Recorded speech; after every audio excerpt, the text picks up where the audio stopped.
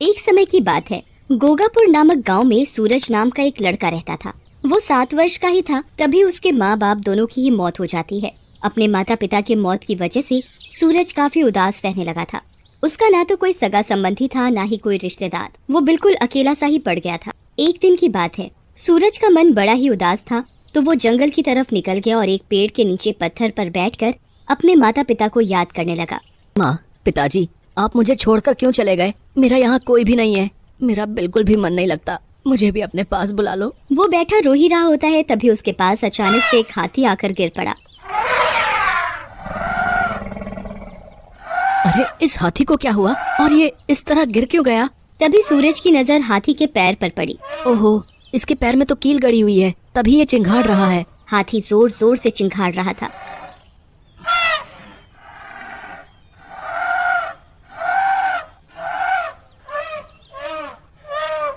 उसका दर्द के मारे रो रो कर बुरा हाल हो रहा था तो सूरज उसके पैर से कील खींचकर निकाल देता है। कील निकलने के साथ ही हाथी का चिंघाड़ना बंद हो जाता है और वो सूरज को अपनी सूंड से बहुत प्यार करता है। हाथी राजा, अब आपके पैर का दर्द कैसा है?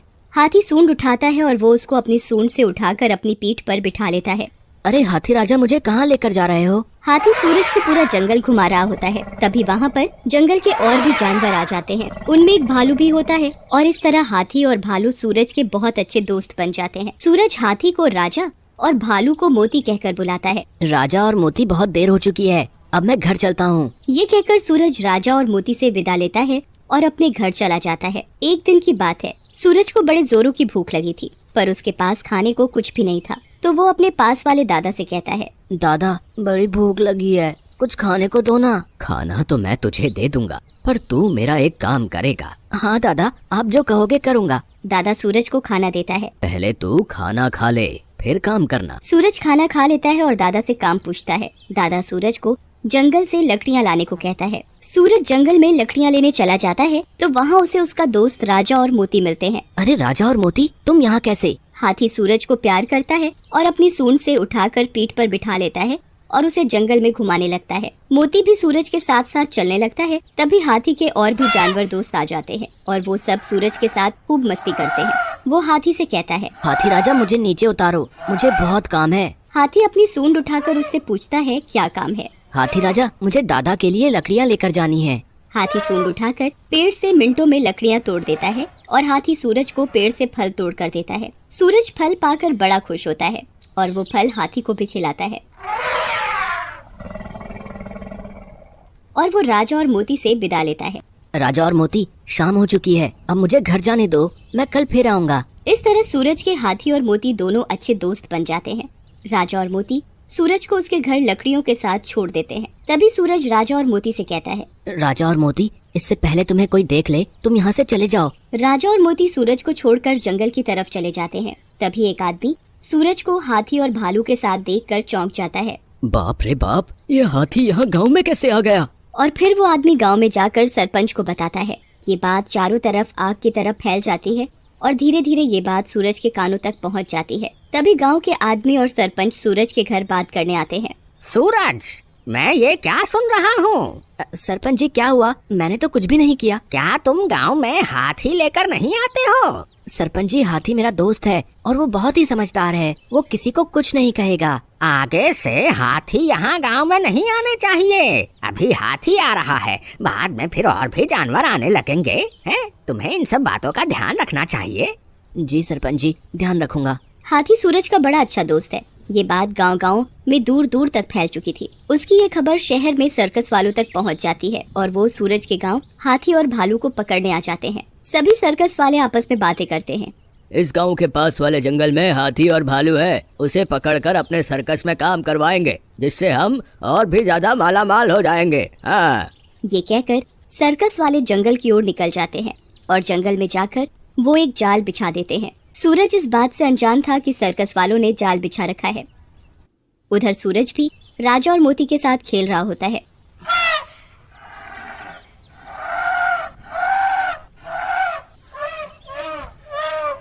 तभी अचानक राजा और मोती उस जाल में फंस जाते हैं।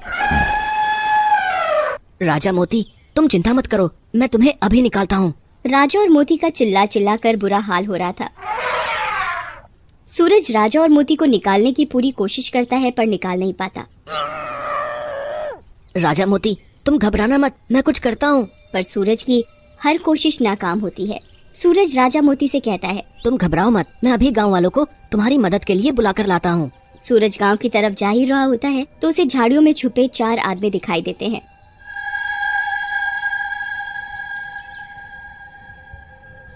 वो सर्कस वाले ही होते हैं।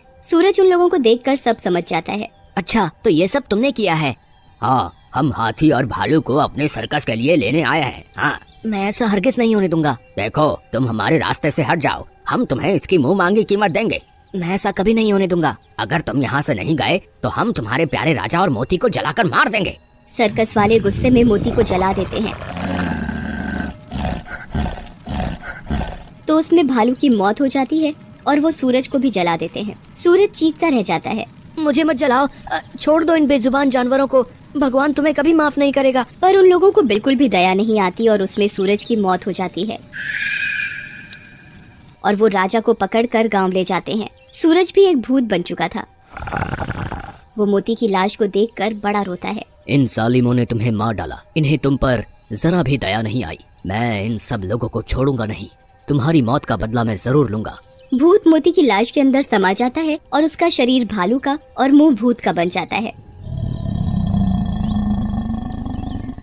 और वो फिर राजा को ढूंढने गांव चला जाता है। भूत वहां जाकर देखता है कि राजा जंजीरों से बंधा हुआ है। राजा, तुम कैसे हो? तुम चिंता मत करो, अब मैं आ गया हूँ ना, तुम्हें छुड़ा लूंगा। सर्कस वाले दारू पीकर चैन की नींद सो रहे थे। उनमें से एक आदमी राजा के पास पहरा देने के लिए आता है। वो वहाँ भूत को देखकर डर जाता है। भूत, भूत! तुम लोगों ने मेरे राजा को मुझसे छीन लिया और मेरे मोती को मार दिया।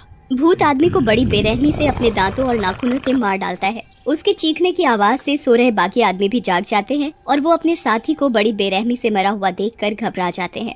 अरे, जतन को किसने मार दिया? लगता है कोई जंगली जानवर रहा होगा। तभी उनके सामने भूत आ खड़ा होता है और वो उन लोगों पर हमला कर देता है। मुझे मत मारो, मैं भी ऐसे ही चीख रहा था जब तुम लोग मुझे और मेरे मोती को जला रहे थे। मेरा मोती दर्द से चीख रहा था, वो जल रहा था, रो रहा था, पर तुम लोगों को उस पर तरस नहीं आया। और वो मोंटू को भी जतन की तरह ही मार डालता है। भूत गुस्से से जग्गी की तरफ देखता है और उसे मारने के लिए आगे बढ़ता है। तू बच के कहाँ जाएगा? अब तेरी बारी है। मुझे माफ कर दो, अब से मैं किसी भी जानवर को नहीं मारूंगा और ना ही पकड़ूंगा। मुझे माफ कर दो। मैं तुम्हारे आगे गिड़गिड़ाता रहा, पर तुम लोगों को इन बेजुबान जानवरों पर और मुझ पर जरा भी दया नहीं आई। तुम जैसे लोगों की वजह से जंगल के जानवरों की ये हालत हो गई है। तुम जैसे लोगों को जीने का कोई हक नहीं है। मैं किसी को नहीं छोड़ूंगा, मार डालूंगा सबको। तभी उन लोगों की आवाज सुनकर गांव के लोग और सरपंच भी वहां आ जाते हैं। जग्गी सरपंच और गांव वालों से कहता है, मुझे बचा लो सरपंच जी, ये भूत मुझे मार डालेगा। इसने मोंटू और जतन को भी मार डाला। ए भूत, छोड़ दे इसे, तू इसे क्यों मारना चाहता है? सरपंच जी, मेरी आप लोगों से कोई दुश्मनी नहीं है, आप सब मेरे रास्ते से हट जाओ। तुम बिना वजह यूं किसी को नहीं मार सकते। भूत सरपंच और बाकी गांव वालों के सामने असली रूप में आता है और उनको सारी बात बताता है। सरपंच और गांव वाले भूत की बात सुनकर बड़े दुखी होते हैं और कहते हैं, पकड़ लो इस जग्गी को, इसे छोड़ना मत। ये सूरज और मोती का गुनहगार है। तुम लोगों ने पैसों के लालच में इन मासूमों की हत्या कर दी, इसकी सजा तुम्हें जरूर मिलेगी। सरपंच और गांव वाले जग्गी को भूत के हवाले कर देते हैं और वो भूत से कहते हैं, सूरज बेटा, ये तुम्हारा गुनहगार है, इसलिए सजा देने का हक भी तुम्हारा है। भूत जग्गी को अपने दांतों और नाखूनों से बड़ी बेरहमी से मार डालता है और तब जाकर उसको शांति मिलती है और वो मोती के शरीर से निकल जाता है। फिर वो मोती को अपनी शक्ति से वापस जिंदा कर देता है। सभी गांव वाले और सरपंच सूरज से वादा करते हैं। सूरज को भी गुनहगारों को सजा देकर मुक्ति मिल जाती है।